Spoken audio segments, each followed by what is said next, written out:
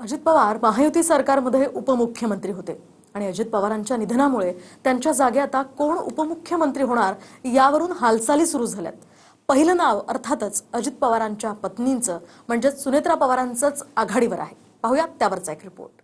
वहिनींना जरी राज्याचं नेतृत्व करायची संधी दिली, दादांचं नाव हे अबाधित राहील। सुनीता वहिनी साहेबांना जर ते मंत्रिपद उपमुख्यमंत्रीपद जर दिलं, कार्यकर्त्यांना दिलासा मिळेल।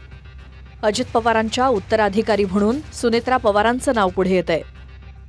बारामतीत विद्या प्रतिष्ठानच्या प्रांगणात अजित पवारांवर अंत्यसंस्कार झाले आणि धडाडीचा दादा पंचत्वात विलीन झाला।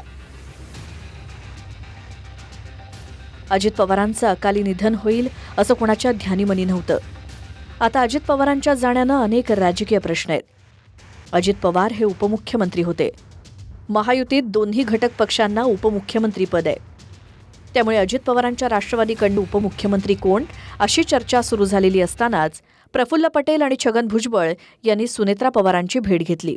उपमुख्यमंत्री पदासाठी सुनेत्रा पवारांचं नाव आघाडीवर आहे। प्रफुल्ल पटेलांनंतर शरद पवारांच्या राष्ट्रवादीचे नेते जयंत पाटील आणि शशिकांत शिंदेंनीही सुनेत्रा पवारांची भेट घेतली।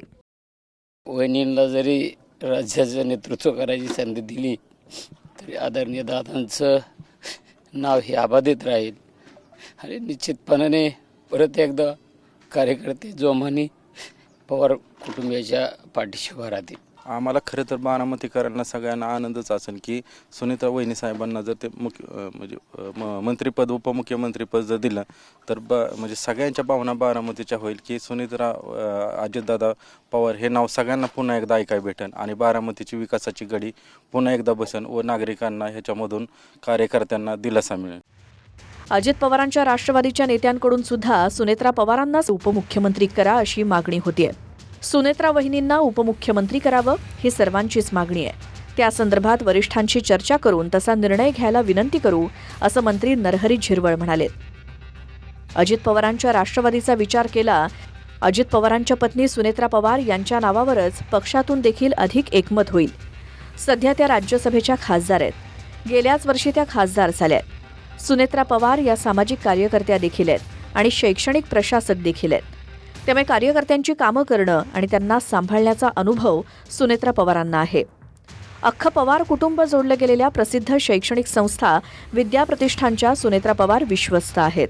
बालविकास मंदिरापासून अभियांत्रिकी, कायदा, जैवतंत्रज्ञान ते IT पर्यंतची महाविद्यालयं विद्या प्रतिष्ठानच्या अंतर्गत आहेत। म्हणजेच अजित पवारांनंतरचा वारसा सांभाळू शकणारा आश्वासक चेहरा या सुनेत्रा पवारच आहेत। त्यामुळे उपमुख्यमंत्रीपदी त्यांचं नाव आघाडीवर आहे। भाजपच्या हायकमांडला देखील सुनेत्रा पवारांच्या नावावर कुठलीही अडचण येण्यासारखं नाही। आता या सगळ्या परिस्थितीमध्ये असं आहे की सुनेत्रा पवार यांना राजकारणाचा मंत्रिपदाचा असा अनुभव नाही, ही गोष्ट खरी आहे, पण त्यांची सगळं वाढ आणि विकास हा राजकीय घराण्यातच झालेला आहे। म्हणजे पदमसिंग पाटील यांच्या त्या भगिनी आहेत, याच्याबरोबर त्यांना पूर्ण राजकारण त्यांनी पाहिलेलं आहे। त्या एकंदर महत्त्वाकांक्षी आहेत आणि त्या खासदार देखील आहेत। तर हे सगळं चित्र पाहता सुनेत्रा पवार यांना तातडीने उपमुख्यमंत्री करणं हा एक ऑप्शन असू शकतो। सध्या तरी सुनेत्रा पवारांनाच उपमुख्यमंत्री करण्याच्या हालचाली आहेत, पण अन्य पर्यायांचा विचार झाला तर सुनील तटकरे देखील स्पर्धेत असतील, कारण अजित पवारांच्या राष्ट्रवादीचे तटकरेच प्रदेश अध्यक्ष आहेत। जर तटकरेंना उपमुख्यमंत्री केलं तर मग सुनेत्रा पवारांना राष्ट्रीय अध्यक्ष केलं जाऊ शकतं। आतापर्यंत राष्ट्रीय अध्यक्ष अजित पवारच होते। राष्ट्रीय अध्यक्ष म्हणून आणि राज्यात उपमुख्यमंत्री पदाची धुरा सांभाळत अजित पवारांच्या खांद्यावर त्यांच्या पक्षाचा डोलारा होता, पण विमान अपघातात अचानक निघून गेल्यामुळे मोठी पोकळी निर्माण झाली। आता उत्तराधिकारी म्हणून अजित पवारांच्या जागी त्यांची पत्नी सुनेत्रा पवारच येऊ शकतात। Bureau report, TV9 Marathi, Baramati.